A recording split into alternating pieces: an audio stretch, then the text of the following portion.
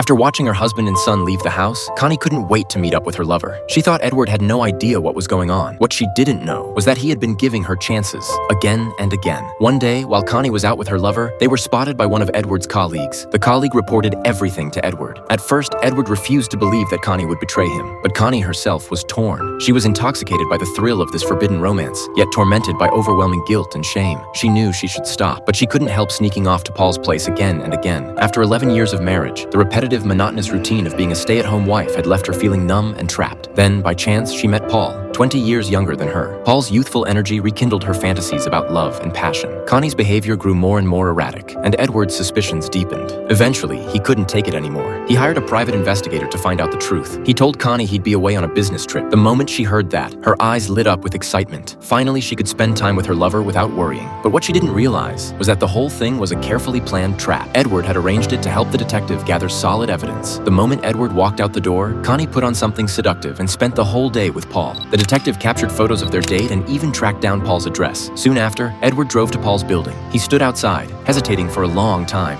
afraid to face what he might see. Eventually, he summoned the courage and knocked. Paul answered the door. By then, Connie had already left. Edward was stunned. He hadn't expected his wife's lover to be so young. He calmly introduced himself. "I'm Connie's husband." Paul tensed up, his eyes darting nervously toward a knife on the table, ready to defend himself if needed. Edward glanced at the messy bed and instantly realized what had just happened. Then something on the table caught his eye, a crystal ball. It was a gift he had once given Connie. Hidden inside was a tiny note, his secret love vow to her. Now she had given it to someone else. A wave of dizziness hit him. His breathing grew rapid. His emotions spiraled out of control. In a fit of rage, Edward grabbed the crystal ball and smashed it into Paul's head. Only when the room fell silent did he realize what he had done. He planned to call the police and turn himself in, but then the phone rang. It was a voice message from Connie, left for Paul. In it, she said she had decided to end the affair for good. She couldn't keep hurting Edward. That message changed everything. Edward couldn't bear to let their once happy family fall apart. He chose to give Connie one last chance. He cleaned up the scene. Later, he went to their son's school play. As Connie reached out and tightly held his hand, Edward smiled. He wrapped his arm around her as if nothing had ever happened.